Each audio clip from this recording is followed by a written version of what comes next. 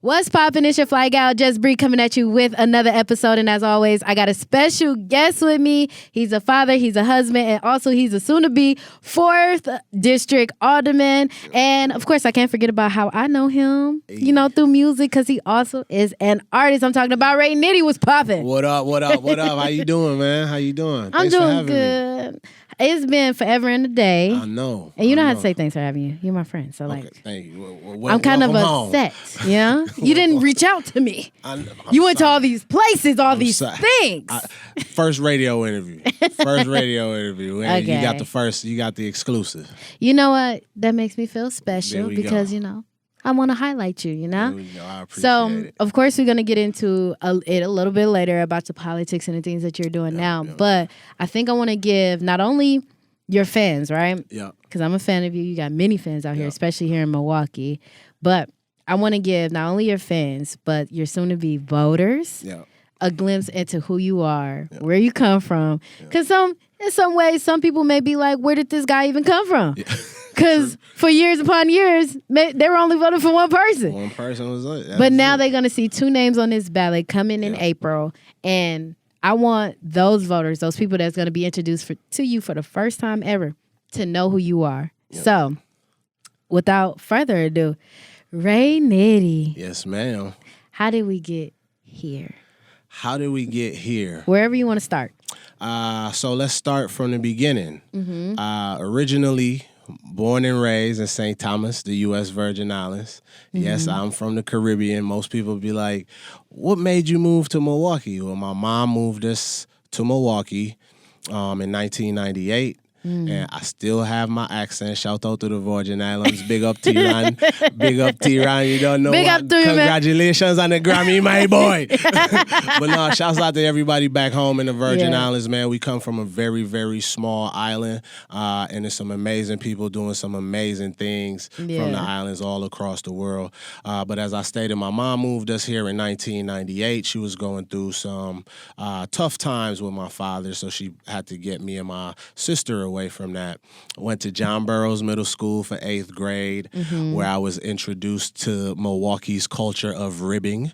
So, oh my God. Yes, I was just watching a podcast and these people was like, do you know in certain parts of the country people call flaming or like ranking ribbing? Yep. I'm like, that's us. We call it ribbing. Call it ribbing out here. And I had to learn that day one.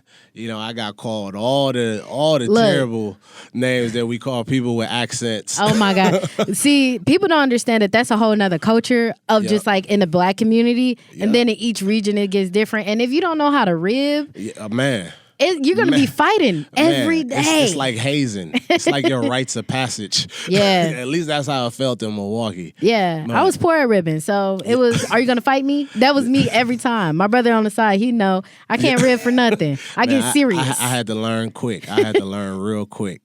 And then after John Burroughs in the 8th grade, I went to Riverside University High School. Yeah. For the college bound. Shouts out to the east side. For the who? To the east side. East. That's what we used to say. Yeah. But after Riverside, I did 2 years at Concordia University.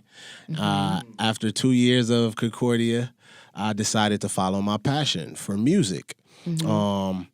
And I was able to travel the world with Sincere. Shouts out to Sincere. He took me up under his wing.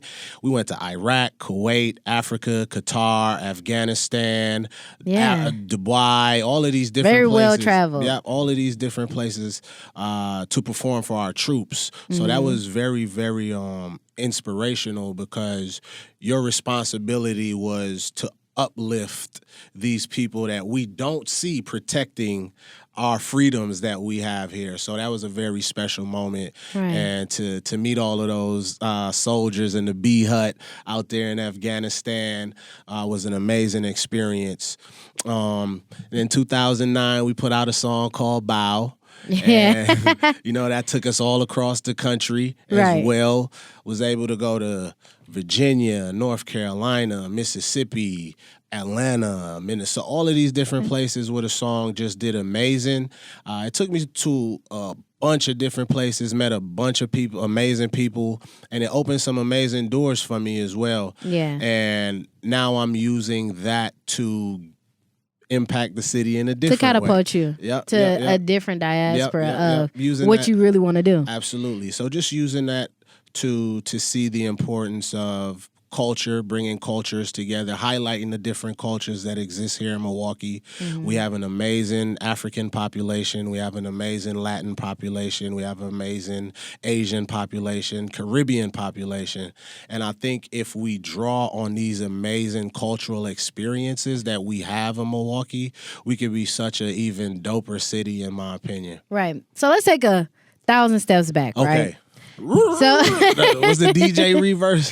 No, but I like it because if anybody watches this, right, in the quickest synopsis, if they want to know, they got that, right? They got that piece. But now it's just time to elaborate on some things. Okay, let's do it. So coming from the islands, I honestly want to know, like, kind of bewildered that your mom would pick this place. Only because this is the most opposite. Opposite. Definitely. Of the Virgin Islands you can get. Definitely. We get 9 months of winter, 3 months of possible summer, and it ain't even all that in a bag of chips. Absolutely. So how did Milwaukee, do you know why she settled on Milwaukee? So my brother-in-law was going to MSOE. At the time, he left the Virgin Islands and came to Milwaukee because MSOE was the top engineering school in the country, or one of the top engineering schools in the country. So he came to MSOE. My sister at the time, she was going to Bradley University in Illinois. When they got married, she moved to Milwaukee, and they started their family here in Milwaukee. And Milwaukee was like a safe haven for us, where my mom was like, okay, I'm leaving the island. I don't want my kids to see what they just saw anymore. And So you're first generation Milwaukeean. Your kids are now second. Yeah. Okay. Yeah. Makes sense. Yes, ma'am. So, she said she was ready for a change. She put her life first and our lives first, and moved here. And now I'm a proud Milwaukee resident. Yeah. It came with a lot of cultural challenges, as we stated. How old were you? I was 14, 15 years old. Oh, you were really like, so, okay. So in my mind. 8th grade. I thought when you said, ribbing and everything and you came over, I'm thinking like, okay, maybe 3rd, 4th grade. Oh, yeah, No, you were really into like yourself. Like you were actually on the cusp of being a young adult, moving and changing of your life so drastically. Wow. Yep, and these kids were in their prime ribbon. They had this on lock. So yeah, they had it down to a science. Yeah. So yeah, it was a huge cultural change for me, adjusting to the weather. For sure, that was the biggest adjustment. I'm still adjusting, and I lived here all my life. Yeah, I'm still adjusting. I'm still never okay with the cold weather. That's why I appreciated this 55 degrees that we caught. Yeah. But yeah, it was also, I still had my accent real heavy too. So it was, I started talking like this almost like a defense mechanism, right? Yeah. You had so many people, hey, can you say this? Say my name in your language. I'm like, first of all, I speak English. I'm speaking English. Right. Can you say Shaquille O'Neal? And did you have... Kids are cruel. First did you have straw huts, straw roofs and stuff like that? Yeah. These are the questions. But in my mind, I'm like, okay, are they cruel or they just didn't know? Right. You know? So it's like... No, they were cruel. Kids are horrible. I learned that. They're some horrendous people. I just give them the level of they just don't know, Because what it's a time where we only used to show Africa a certain way. Surely. As well. So that program, I still feel like that, yeah. You know what I mean? But if you go to South Africa, West Africa, it's a beautiful place. It's an amazing place to live. So, yeah, I just think those cultural changes was some of the hardest things to get through. And then dealing with those traumas as well, because we were pulled out from an abusive situation. And as a young black man transitioning from one culture to the next, dealing where you with might be the majority, and then you come over here to be the minority. Yep. I can only imagine. And then now you have to learn certain cultural things. Yeah. That we've grown up on. Yep.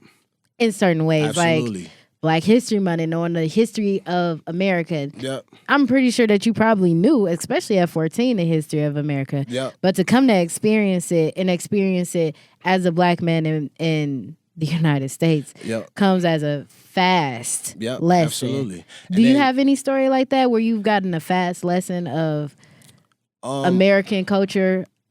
Oh yeah, absolutely. When we was fresh off the plane and driving, it was the first time that I saw when you say good afternoon to someone and it wasn't met with a good afternoon. It was a who are you talking to? You know what I'm saying? Stop. Yeah. So it was like, you know, I'm from the islands. When you see somebody say, good morning, how you doing? You don't have to know this person at all. It could Very be friendly. a homeless person on the street, somebody with special needs. We see people as part of our community. We have to lean on each other, support each other. We're on an island. You know, you got hurricanes that come through, and then you have to be resourceful. You rely on your neighbors. So not feeling like I had that community, you know what I mean, or not having developed such community yet in Milwaukee, like I kept a lot of traumas inside as a teen. So it showed up in different ways. I wasn't able to express, like back home when I had to go through some traumatic situations in the household, I had my older brother that could have came over and checked on me at times. Right. At the time, I didn't realize he was coming to check on me because he understood what we were going through. Right. But he still was doing that on a consistent basis. And it wasn't until I was older that he expressed to me, he's like, Nando, that's why I used to make sure I come and check on you and make sure you and Renelle was good. You check what I care, love, and just so in small ways that you may not even realize. Absolutely. So, and then when your mom works 3 jobs and you're taking care of your young sister, you have a lot of these different responsibilities. But coming to America, like I said, not having that outlet, that community to lean on, that person to check on you. Yes, we weren't in that situation anymore, but that situation has already caused so many different traumas in my life. Now I'm wanting attention, right? So I'm trying to be, I just got out of 8th grade, so now I'm in high school. I'm not going through this ribbon no more. I'm the ribber now. You feel what I'm saying? You like, so look, let me tell you something. I'm going to be the funny guy now. So, you know, I'm being the funny guy in class, and the teachers are having your referrals written up for you before you even get to class. Oh my goodness. And they would think that, oh, this kid is bad or something. Like, no, that kid is just dealing with some traumas that they didn't get to professionally express or deal with. So I think that was some of my first cultural experiences with Milwaukee and having to adjust. This is gonna seem corny, but was Coming to America one of your favorite movies in the sense of being able to relate? I didn't see Coming to America until I got to America. Yeah. What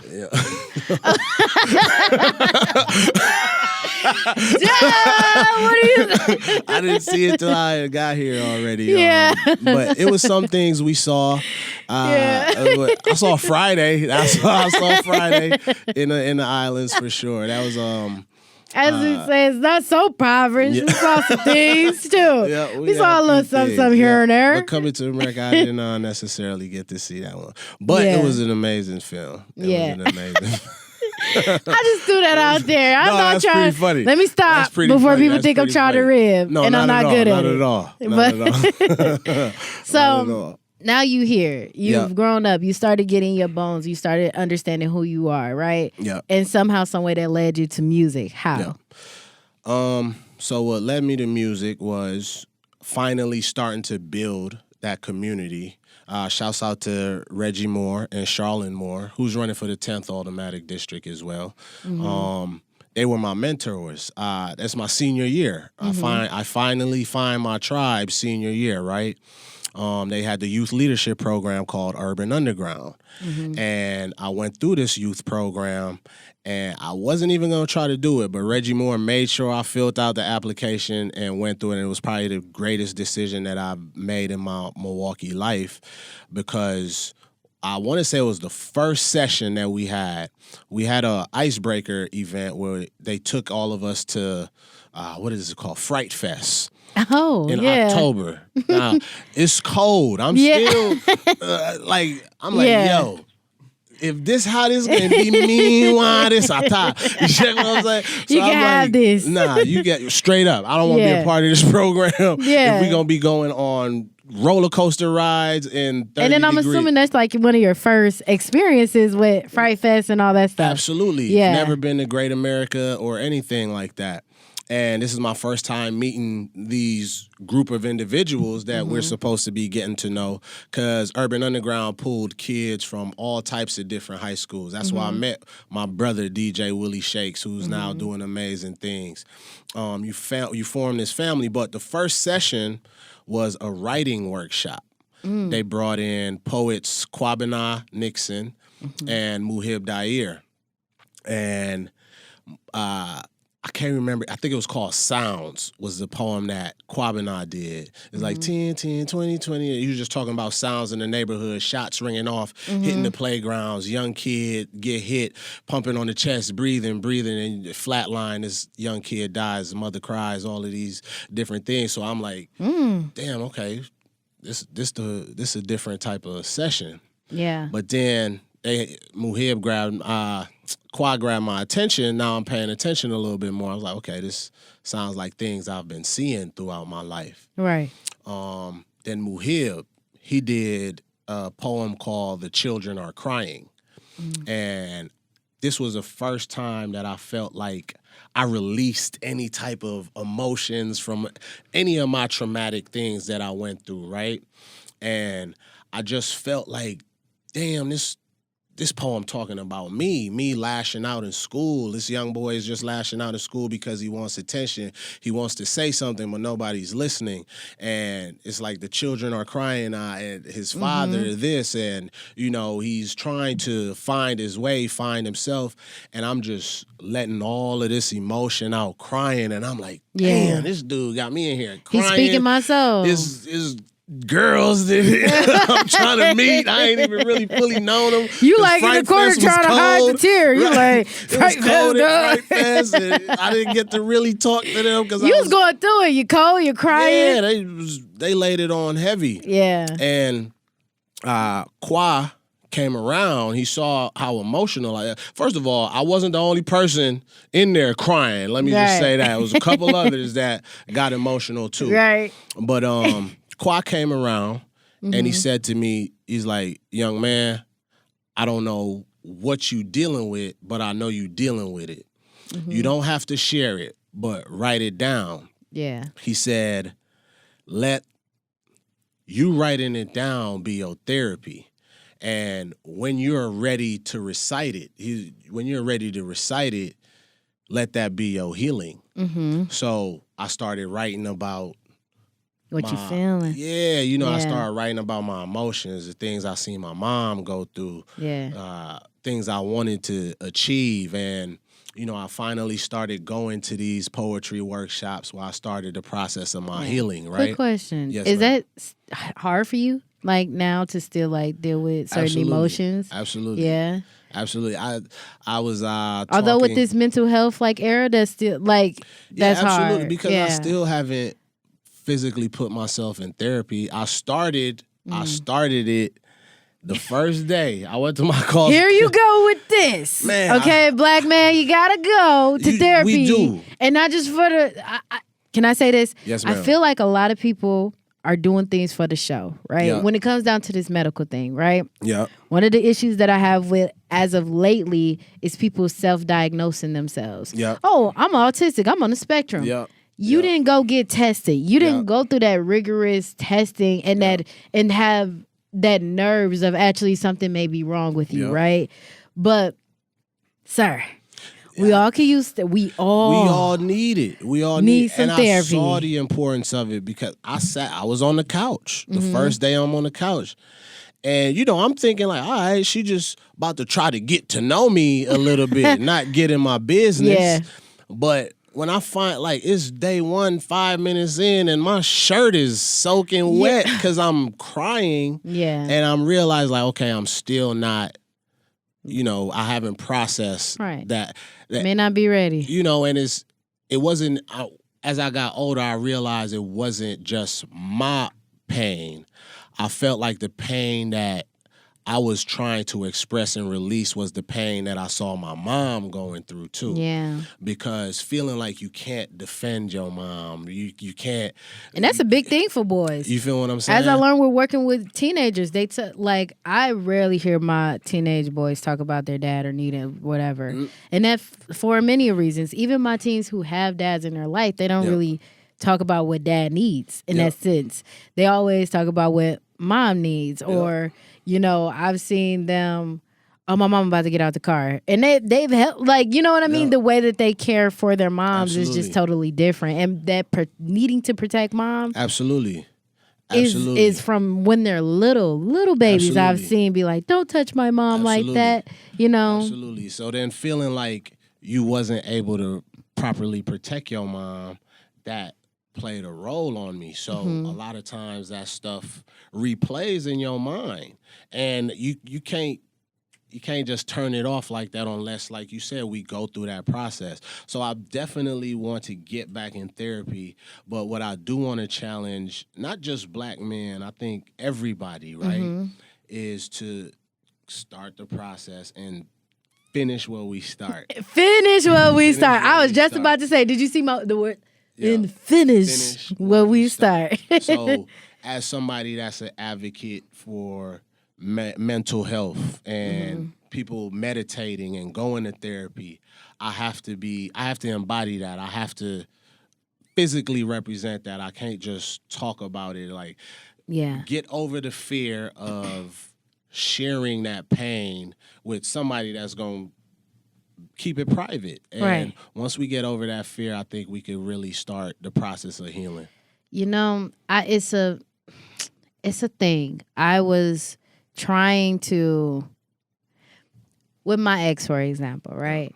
I was actively trying to be very understanding of his circumstances in a sense, right? And the more and more we go down this lane of really it's not working, right? Mm-hmm. I'm not being able to understand him at all. Mm-hmm. I don't even know if at some point he was even understanding himself, right? Mm-hmm. What advice could you give either a significant other, a friend, a family member, when you can tell that somebody, or from a black man perspective, when you see a person going through something like that, what is the best mode of action in a sense of being there for them? What I've learned is a great step is just telling somebody hey, I'm here and I'm willing to just listen.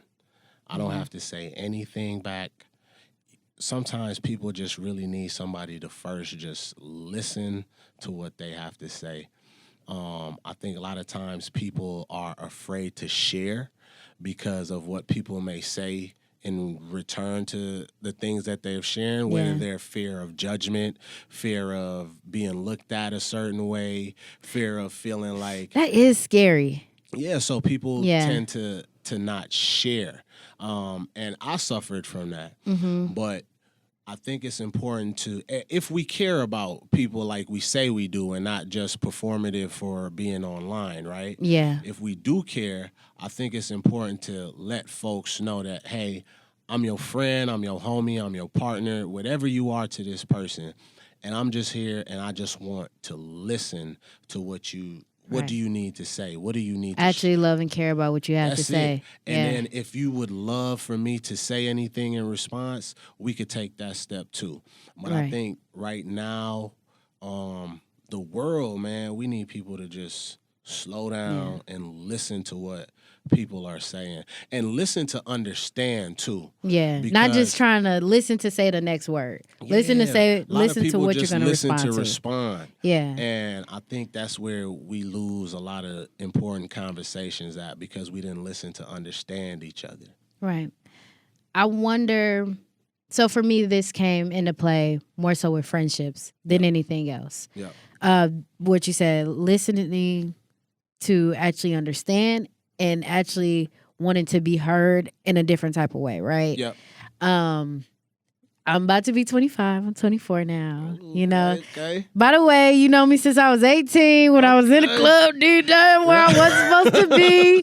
Boy, I was not supposed to be there. Anyway. You was there, though. All of them. I was always working, though, for real. Don't see, look, hold on. No, hold on now. You was definitely working. That's what I'm saying. I was making money. Look at my brother shaking his head. I didn't say you was partying. I didn't say you was partying. I wasn't. Listen to understand. Hey, she got an issue. Listen to understand. But no. At being about to turn 25 in June, right? Yep. I'm learning this lesson hard. Yeah. And all of y'all should have told us about how hard friendships and stuff can be at times. Mm-hmm. In a sense, my mom has told me, but that's my mama. You know, I don't listen like that, you know? It's just a thing. But somebody should have said that you're going to learn these lessons super hard. And by the way, the hardest ones are going to come from friendship. Mm-hmm. And my question to you is, did you, along this whole process, was it that you've got your tribe very early on where you were able to stick with these people who were listening to understand you and ready to hear you? Mm-hmm. Or did it come across time? Or maybe even a little bit of both? Yeah, I think your tribe grows as you grow. Definitely. I had an urban underground tribe, right? Mm-hmm. But as I went to college, a lot of other folks went to college as well. So then I had to find brothers and sisters in the college. Not saying that I left my urban underground tribe, but now... AKA friendships are easier for men. There you go. Easier for boys. Y'all be like, fight, get over it, whatever. Yeah, or cool. Don't. Or just be like, who cares? Yep. And then just trying to... going from the urban underground tribe to my college tribe to now my professional work life tribe. I think your tribe grows as you grow. And I would say that along the lines, you just have to be open, right? Because you never know who the creator is going to send into your life to be some sort of impact. And a lot of times we're so closed off that we don't even get to receive a lot of these things that we ask for, we pray for, and so forth. So I would say just it's going to grow as you grow. That's what I want to keep emphasizing. And I'll say this too. You said, why didn't somebody tell me this? I've learned way more lessons in my life after I turned 35. Really? Absolutely. About friendships. How old are you? 39. 39. I ain't 40 boy yet. Yeah. Said, how old is you? Give me a second. Right. Maybe I should have known that. No, 39. 39. And it's so much that you learn, that I learned about myself after 39. Like, my dad told me that too. He was like, when you pass a certain point in your life, so much is gonna change for you. Yeah. You may have friends that still want to go to the club. You like, yo, I got a vision board to say I need to be a billionaire by XYZ in time. That vision board didn't have go kick it with my friends that I was 21 at H2O with and all these other places. Like, no. Like, well, you know what H2O is. See? Now I really feel 50. But no, I think it's important to know that it's going to change as you grow. And we just have to be open to receive it. And you're going to, every day a lesson is learned. I think that's the most amazing thing that I've learned in life. And we just have to be willing to learn every day. You're going to learn a lesson every day about friendships, relationships, a lesson about yourself, something that may have played a role in your life as a kid and now resurfaces as you I remember, I'll give you a perfect example. Thank you. I love stories. A perfect example. If me and my wife ever had a disagreement, my thing was, I'm not going to argue with you. I'm not going to raise my voice. And it wasn't because I was trying to ignore the things she wanted to talk about. And it's not like she was trying to raise her voice or anything. Mm-hmm. She wanted a conversation. But how I saw conflict dealt with was physical, verbal. It first starts verbally, it gets louder, then it gets aggressive. So in my mind, I was like, I never want to treat the mother of my child the way that I saw women, my mom, get treated. Yeah. So and that was a fear down. thing. Yeah. Yeah. I was like, I'm just like, okay, yeah. And in my mind, I think I'm doing what's best, right? Mm-hmm. And it wasn't until I'm 30 and now I'm listening to understand her, and she's like, I don't like when you just shut down because we don't resolve the actual issues here. You feel what I'm saying? Mm-hmm. And I was 30 years old when that finally hit me. You feel what I'm saying? We've been together 18 years. My daughter is 17 years. My son is 13. So she's 17 already? Yeah, going to college. She's getting ready to go to college. But yeah, it's I wonder why you want to be an alderman. Gotta have some control, huh? Oh, man. So, boy. But, yep, they moving fast. Moving fast. And, I just think you're going to learn lessons as you learn life. We're going to keep learning more about ourselves. And I'm assuming I'm going to learn some lessons when I'm 50. Yeah. I'm going to learn some new lessons when I'm 60. And hopefully so on and so forth, right? We just got to be... We should be just willing to learn every day, grow every day. Yeah. So let's take 2 steps back and let's get back to the music in a sense, right? So you found your love for it. Yeah. You understood like, oh, this writing thing, right? Yeah. This poetry thing, right? Yeah. This could actually be music. Talk about when you decided, okay, let me make my first track. What did it sound like? What was it about? No, first track was definitely very shaky. Mm-hmm. But I was excited about it and I loved it. It was with some fellas from the neighborhood when we stayed off of Clover Nook and Landers area. My God, I ain't never heard of those streets. Really, right and I lived here all of my life. 414 Clover Nook. Yep. Clover Nook Park, Clover Nook Street, Landers Street. Yes, ma'am. You more Milwaukeean than me. Right off 71st and Mill Road. Yep. I still use a GPS to get around, baby. A lot of great people live over there. But did a song with those guys. So they had a group called 4 1/4, which was 414. Yeah. And I was a quarter boy. And okay. Funny story. That was me. Y'all know young Deuces? Yeah. Yep. So Deuces was in that group. And it was one other young. Arrested. That's what this needed to be. Arrested Development. Hey, please. Yeah. So we was the Quarter Boys, and that was some of the first tracks that I did recorded, and I have fun with them tracks. How I felt like I did as I'm older now, I was trash. Them fellas was way more polished. But it was also me transitioning from poetry and so forth. Now in the islands, we did this thing called chanting, which is really freestyling, but in your Caribbean dialect, right? So it was doing freestyling in Riverside and whatnot, still basura. But, still sticking with it, though, because it was fun. Back in the lunchroom tables, beating and everything. It was your retrieval, in a sense. There you go. So then seeing, I went into battle rap. And I was like, You went into battle rap? I was doing battle rap. Why can't I find no battle rap videos? Man, it might be an L I took on there somewhere. That's the first time I've ever publicly said, I might have flagged it. So I might have flagged the rap so I could get it taken down. Hey, let me tell you something. If somebody get me real bad like that, we got to start fighting. Immediately in the middle of it. I don't think he got me, but it was one of them situations where you had an unexpected competitor.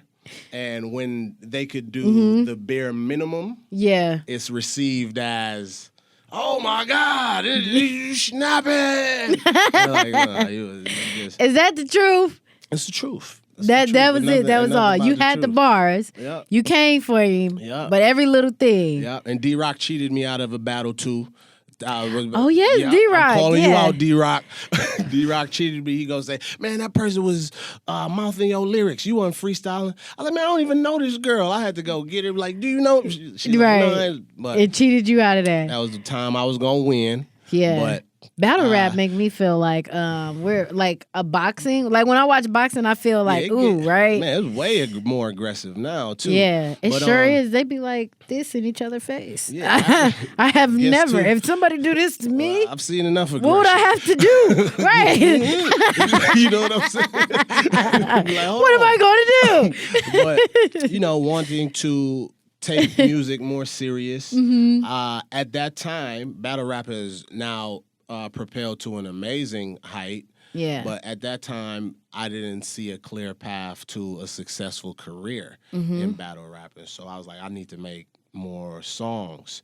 So I started making these rap songs, but then I was working at Time Warner, got fired from Time Warner. What did you do?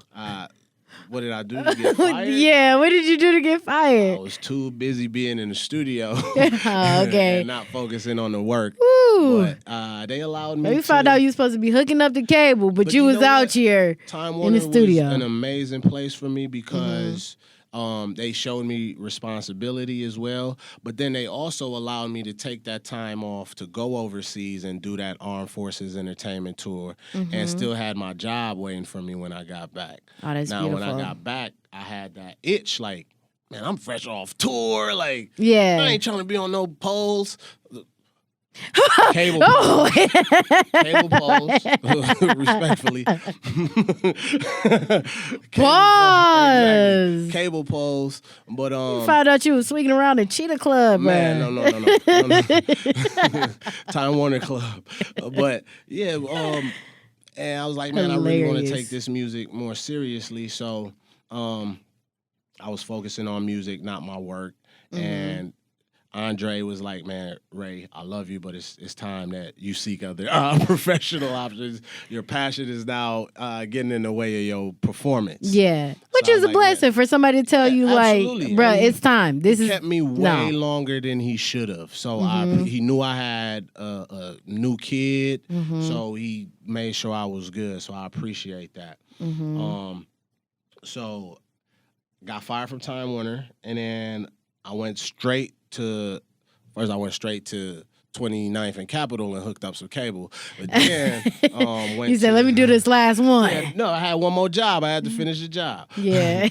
So from there I went to, after I turned in all my equipment and everything, went to Tony Neal's crib, CEO of the Core DJs. And he's like, man, Nitti, all of that rap stuff, it's cool, but he used different words. Yeah. But he's like, you need to make a record for these women. He used a different word at that time.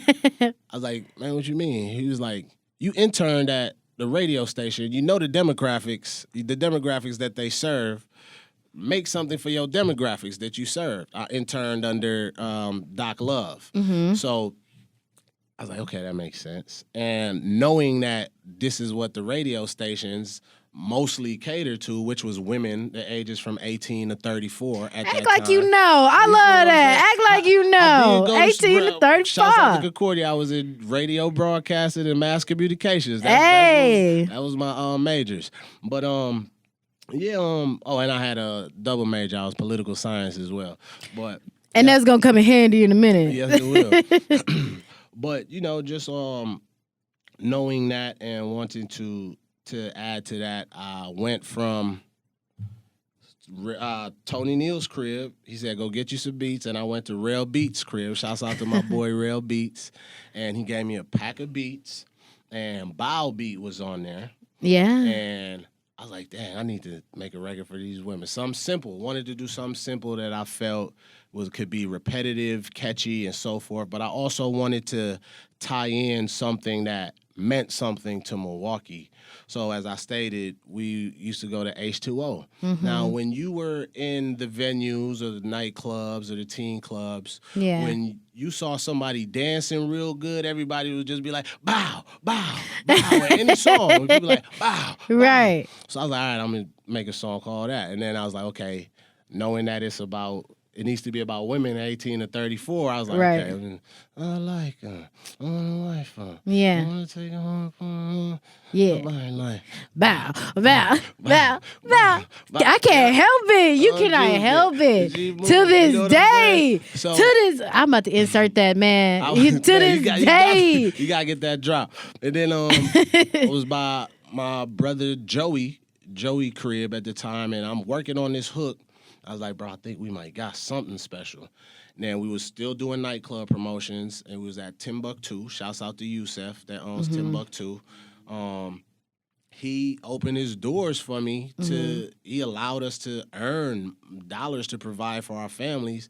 And we was doing an event that night. It was snowing. It was probably 5 people only that came to the club. I probably remember them all by name. Yeah. 2 of them name was Stars, ironically enough. It was Star and Star. And like Zave, Michael, my other homies was there. Yeah. But I was like, hey, y'all, I know it's not many of us here, but what y'all think of this hook that I've been working on? So I'm just rapping the hook over the beat. We didn't record the song or anything. I like her. I want a wife. I want to take her home and pull it all night. Her body like bow, bow, bow, bow, bow. About to get me up, start heel towing. See if she really can do it. And they was like, nah, I like that. I like that. So I was like, okay, this is cool. So we went and recorded it, and I took it to Texture. Yeah. And I heard about Textures. Now that's the old Jinx, and that old Jinx is now Hex, right? That's CO2. Sorry. I'm real old. That's CO2. Y'all got a lot of chemical names going on. Is what is the name of that spot right now? And it's Hex? No? No, that's not Hex. You got to come a little further north for where Texture used to be. I can't remember the name. Now where Walker's used to be, right? No, come down a little bit more. I felt like Breezy's. I can't remember the name of it. Anyway, yeah. I can't remember the name of it. Nonetheless, I wasn't there for it. I was only there for Texture, the new ones. And we had a dope street promo. We was targeting women, so we reached out to all the sororities at the time as well. We made all the high schools their own bow. So we was like, rep your school. So we had people in different schools with they bow. Riverside had the orange one, RUHS on there. Yeah. And then the city did the rest, man. And then shouts out to Daryl for putting together the dance. And the city just I was just about to say, like, Daryl, like, I literally just went back and watched the video. It was him and 3 other girls. I don't know if y'all remember this. And I looked at the date, and it was 14 years ago. Yeah, I was like, about 15 years. Wow. About to be 15 years. I was young, little, doing that dance. Like, I remember hearing it on the radio and stuff. And it's so funny. It's funny how time and everything kind of comes back to you in a funny way. So when I was younger, V100, that's the thing. Like, so I remember hearing Bow. Then a competition came on to meet the Mindless Behavior. No, it wasn't Mindless Behavior. It was somebody, though. It was like Lil Bow Wow. It was who was that? Somebody, Jacob Lattimore. And I was like, I gotta go, Mom. I gotta call in. Yeah. And Bow was playing. And then full circle moment. I didn't get a chance to get to meet Jacob Lattimore at that time, but it was another time that I got to meet him. Shouts out to Lil Jake. But I was so little, and then went on to work for V100, and now went on to interview you, right? Yeah. It's funny how things happen. Yeah. Although we've been around each other for 10 years now. Forever. Might be more than that. No, not more than that, because then that make me 30. I'm 24, Embrace it, man. Embrace it. You got to embrace wisdom. Man, no. When age comes, a lot of other stuff too, man. But it's not all bad as long as you get to see the next day. That's it. But I'm a realist. The crow's feet crowing. You know what I mean? Every day. Absolutely. Stuff black men don't got to deal with. Y'all age like fine wine, and here we go melting as women. Like I think our women age pretty well as well. We age beautifully. Absolutely. But they don't tell us whereas other cultures could just like age in a funny kind of way or whatever. We just kind of melt. Like just slowly things just get to a little drop a little bit, a little bit more and a little bit more. And then next thing you know, it's over. You ain't the 20-year-old no more. But it's okay because age happens. But that's beautiful. We look a little bit even better as we get older, in my opinion. Yeah, that's true. My opinion. That's very true. Because like my mom, I'd be like, girl, I don't like when I go out with her in there. There you go, see? I be like, yo, sit down somewhere. Yeah, absolutely. But nonetheless, you became Ray Nitti as we know him after Bow. Well, not really after Bow, because you were who you were before that as well, especially touring with Sincere. Yeah. But you became more refined in that, in music, right? Yeah. So in the course of between Bow, and I would even just say Chico, because love New Styles. Shout out to my best friend, New Styles. So in between that era, right, because I remember both in totally two different ways. Yeah. And even those songs have like a 10-year gap between them. Yeah. So let's talk about that middle portion. I know that you went back to the islands. You made an album. Yeah. Let's talk a little bit about that and getting back in touch with who you are. So after Bow, we did a bunch of touring. And like any record, things slow down, right? And when things slow down, you start seeing less people around you. You know, you like, okay, I'm not paying for the bottles no more in the club. I don't got that many friends no more right now. You know, you slip into depression. Because you start thinking about like, dang, I should have did this. I should have did that. Right. I should have took this deal. I shouldn't have did that deal.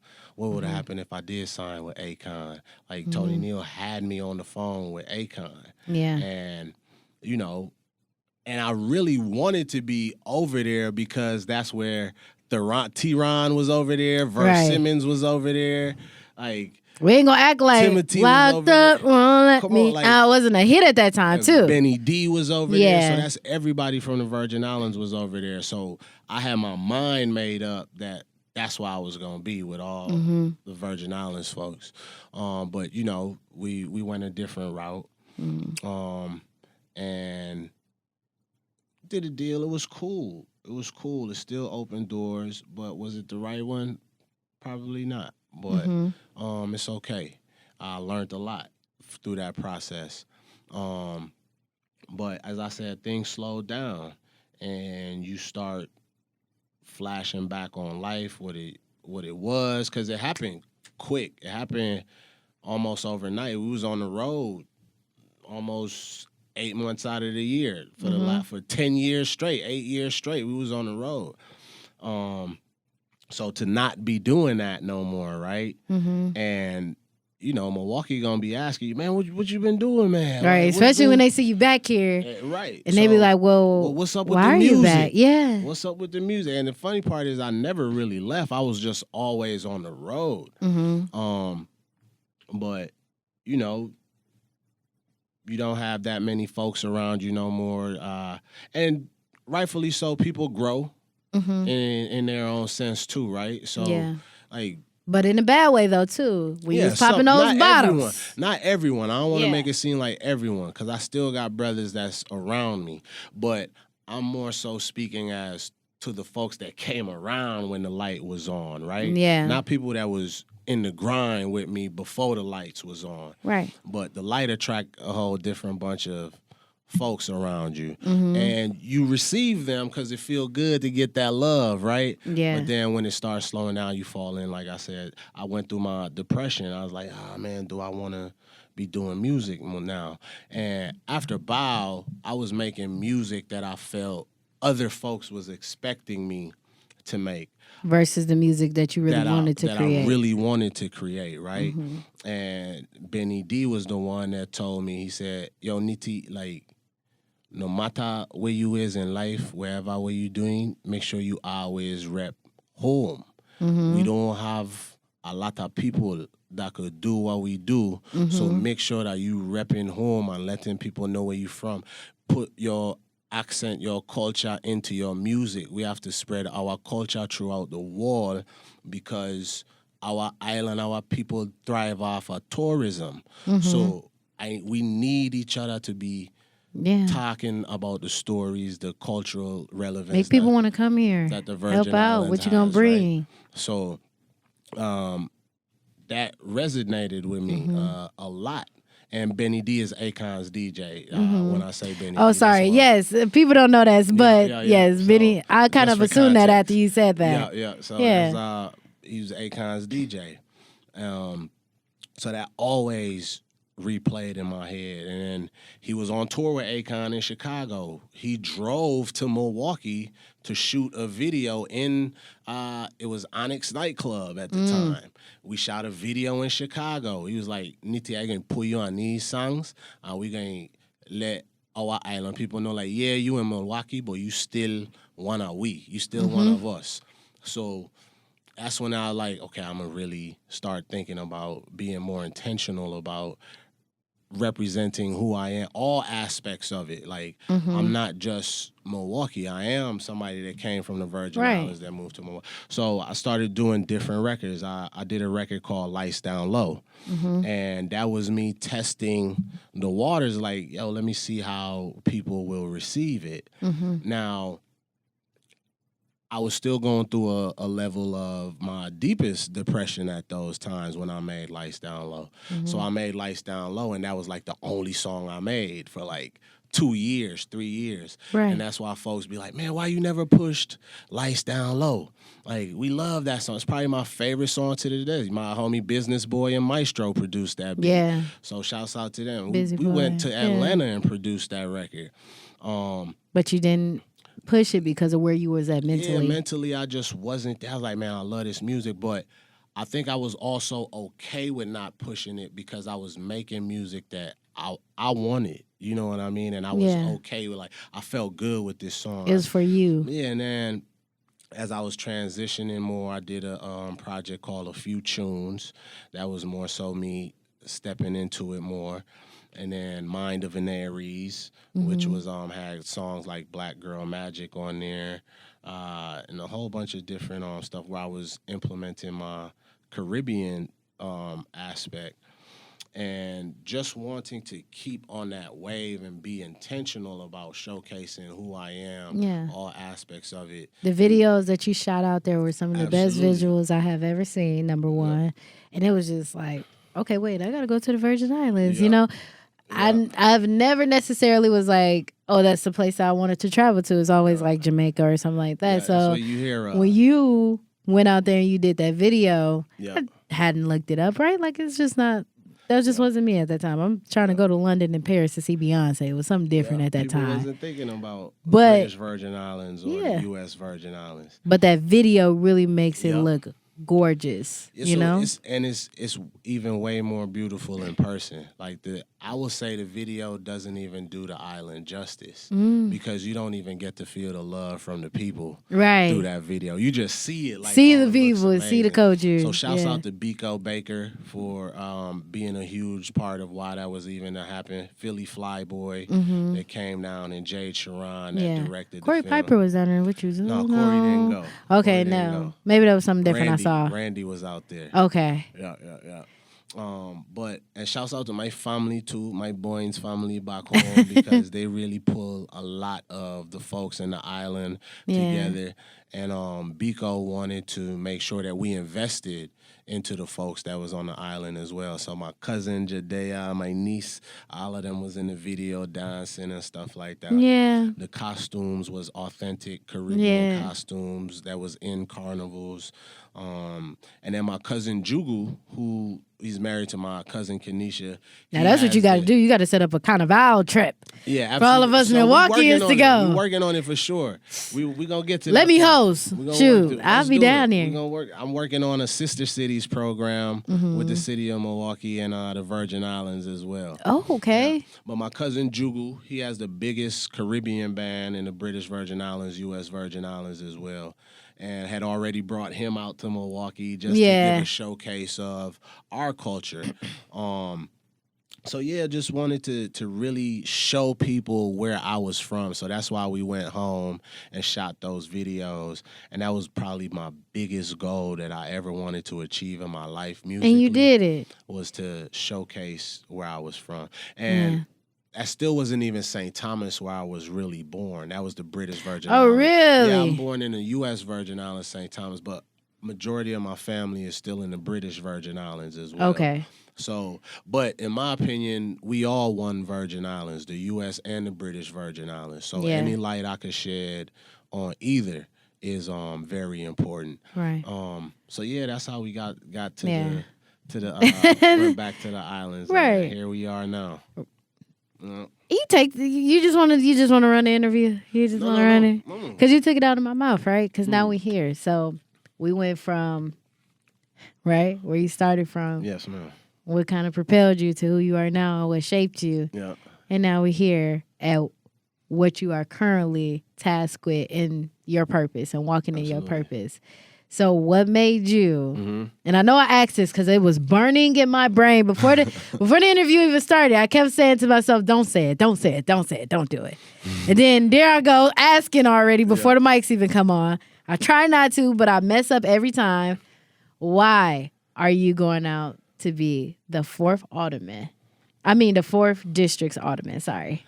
Why am I running for the 4th automatic district? One, I think it was time for me to step further into my purpose, use the voice that I found and discovered through Urban Underground, and implement a lot of the values that Urban Underground instilled in me, fighting for our peoples, fighting for the voiceless, wanting to make a better community for all people, not just people that may look like it, because everybody has something that we're dealing with. And I think that's what was special about Urban Underground. They brought all communities together. So I met Asians, Latins, Caribbeans, Africans, people of the LGBT community and so forth. And you learn how these people have a lot of things that they go through too, and they just want somebody to listen. Yeah. And so 4th Automatic District, because I felt this district has the infrastructure to support a lot of the things that I had already been advocating for and working on as an artist and entrepreneur, i.e., I always reference me wanting, as an artist, me wanting to see something in our city like South by Southwest. Truly.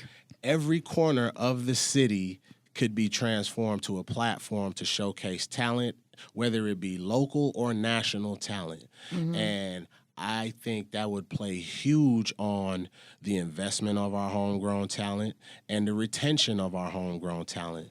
The mayor has an initiative where he wants to double our population to 1 million people. Well, we can't just get people we can't get 500 people to just come here, 500,000 people to just come here and double it. There got to be some incentives. We can bring some, but how long will it take to influence 500,000 people to move to Milwaukee? We lose a huge population of our community because they go to the Atlantas, Arizonas, LAs, Chicagos, Houstons, the Dallases. Just to make it in a market that we don't have, that we easily can Come have. on. I said that so many times. We got all the infrastructure right here that could properly invest in our homegrown talent and keep a huge portion of our talent field here if we was intentional about how we invested in them. Other things was expanding upon the work that I did with Alderwoman Coggs and Alderman Russell Stamper on the ARCH program, which was taking city-owned abandoned houses that sits dilapidated in our communities that attract years. Drug use, abuse, violence, other types of different non-positive activities within the neighborhood. So putting those in the hands of our creative community, and also the city, what the city did was they give $25,000 to help with the rehab of the house as well. Shouts out to brother Vidal that is in Malele's district in Bronzeville. He has his ARCH program that is doing amazing over there. If people ever have some time to stop in there, I think they should go look at the amazing work that he did.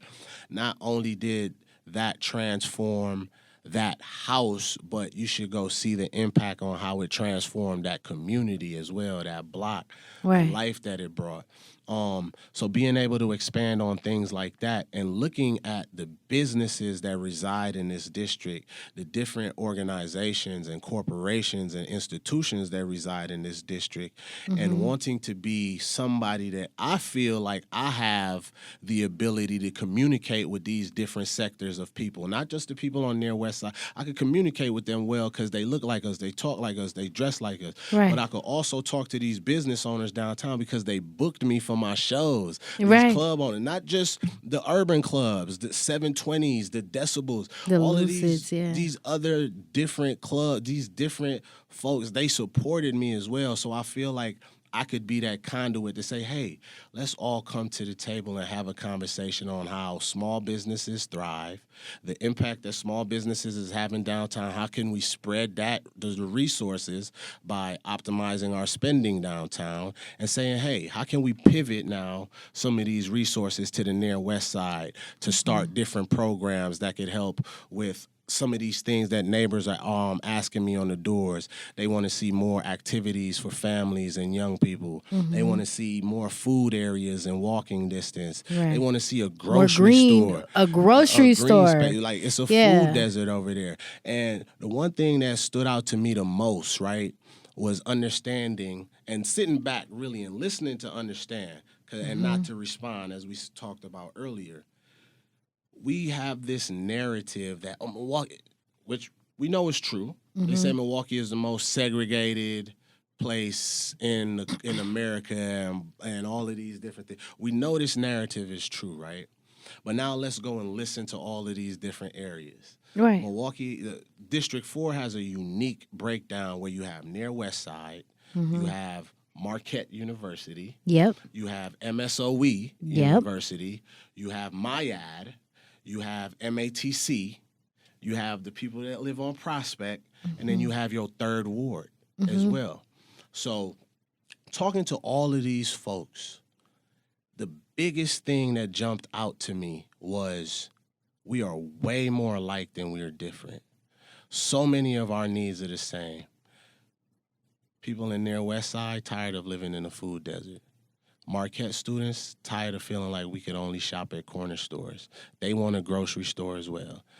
The people that live in the third ward that we just think because, they're in the third, they're good. Posh, they're fine. They don't need it. It's a food desert in the third ward too. It's not a grocery store in walking distance for them. You feel what I'm saying? Yeah. So, they might want a Syndex, but that's what they want. Right. So even Marquette has a Syndex, but it's ridiculously small. And then also think of the prices for a Marquette student. That doesn't work out. You feel what I'm saying? Somebody just going to college. So really understanding what these needs are. Just like near West Side wants to see more food options other than what they have, things that's in walking distance that they could go sit down and fast food, So did Marquette. And I'm like, well, okay. A lot of folks want the exact public safety, sick of the reckless driving. And the other thing, too, is I want to highlight this. I think we have to really look at ourselves and be like, why do we only blame the young people for reckless driving? Because if you stand on any of these intersections, you're not just going to see a stolen car running through a red light. You're not just going to see somebody that's under 18 running through a red light. Right. You're going to see all walks of life doing the same reckless. Thing. Yeah. And you know what that is? Here in Milwaukee. That's a cultural problem. Not just a black culture. That's not just a generational Milwaukee problem. Cultural problem. Elderlies are running through red lights. Like people that look like me, people that don't look like me. Everybody is doing it. So how do we change these cultural things that are causing unsafe behaviors? There you go. Yeah. So listening to all of these needs, man, talking to Alex on Highland Boulevard that wants to see, and this is why it's important to listen to people as well. The bump outs and all the different things that people have been talking about. Oh, Lord, I was talking about that on the radio one day, and I got killed for liking them and not liking them all at the same time. So what's interesting was, and it opened my eyes. I had my personal feelings about it, right? But when you are an elected official, it's not about your personal feelings no more. You're a service to humanity. What is the feelings of the people that you are going to be representing? And what's needed? Alex is like, man, why can't we have these bump out roads that slow down traffic? Like they got right down there on 35th and Highland over by the Miller Valley old area. McDonald's, yeah. Yep. So he's like, and we already have the money approved since 2021. Why can't we have that here on our side? So I'm sitting there, I was like, okay, not everybody dislikes the bump out situation. Some people wants to see these type of things. Some people want to see more. Now me, I'm a road warrior. I don't like it, but I'm a safe road warrior. Yep. Okay? Yep. But Lord knows that it has changed driving in Milwaukee. Yep, absolutely. That's all I would say about it, because I got killed last time. I think it's just important to really listen to understand what these needs are, and then implement changes that can help address the needs as a public official. Also, District 4 too is because, as I stated, when we had our first kids, we were on 24th and Kilbourne. We stayed in the apartment. 24th in Kilbourne.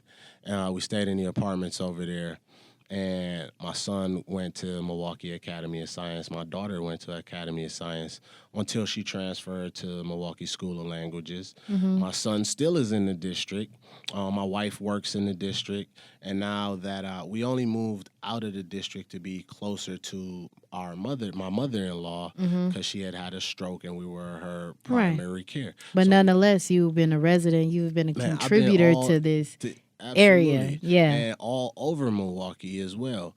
So we'll be moving back into the district. Once you take public office, you have to be living in the district. You don't have to be living there while you're running for public office. But once you swear in, you need to be figuring it out. Yeah, you're sworn in. Yep. So we've already begun that process, but I just think the 4th district has a lot of the tools that's needed to really be a prototype for what does it look like in transforming healthy communities through supporting small businesses, listening to the needs of the constituents, and implementing things that those constituents wants to see, but also not ignoring the college students that reside in this district as well. They have a huge voice, and I think they are ignored a ton. Severely, yeah. If they wake up and decide, like, you know what, I'm going to use my power and vote.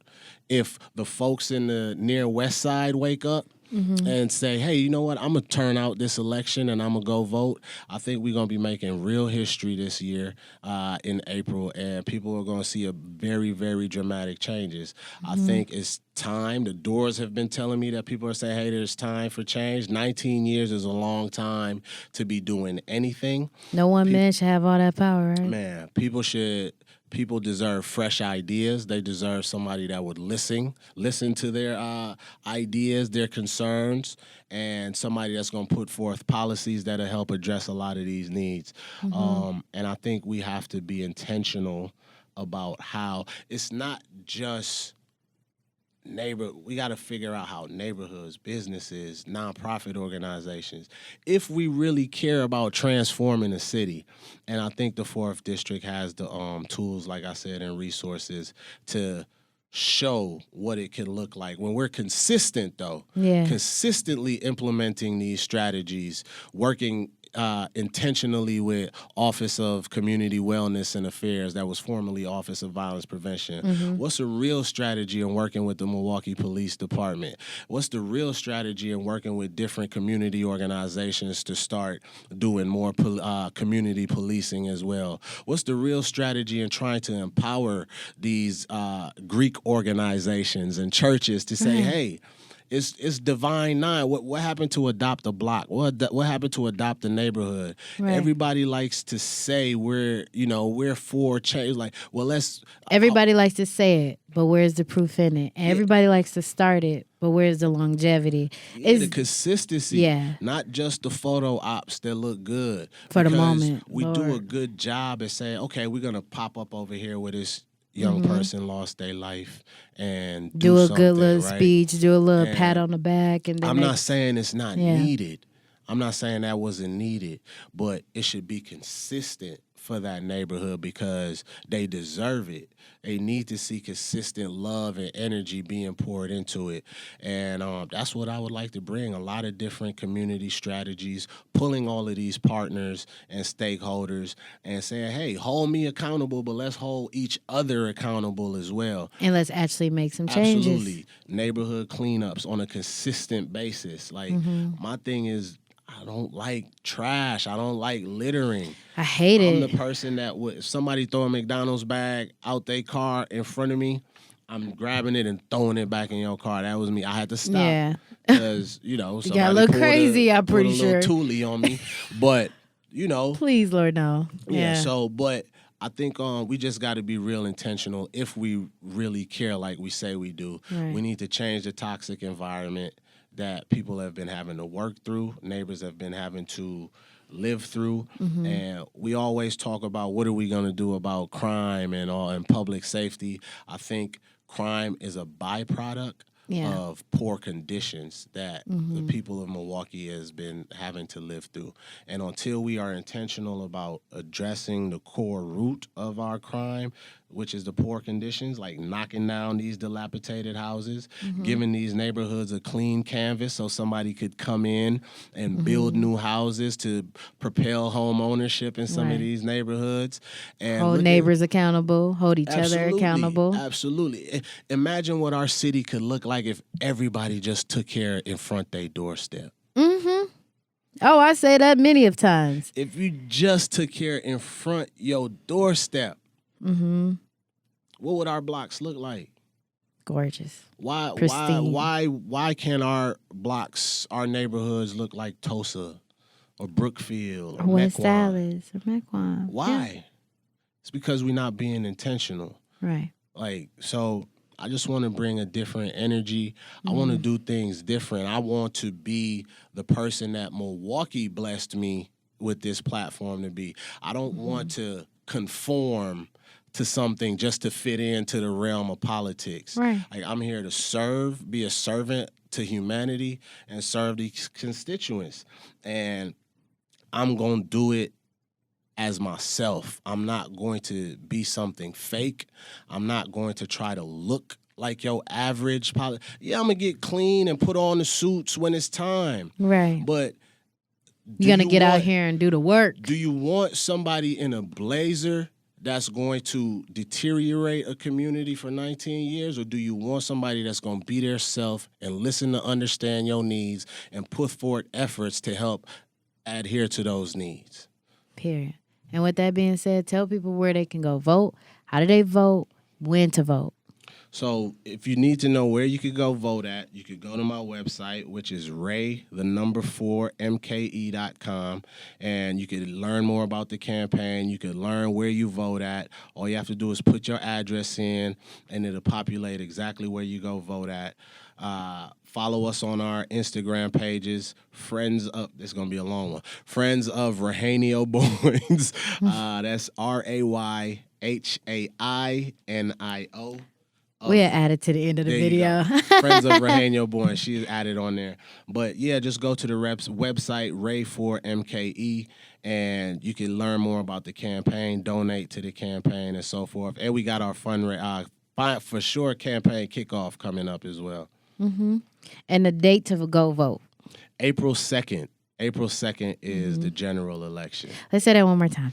April 2nd, get out here and vote. April 2nd, get out here and vote. I need Marquette.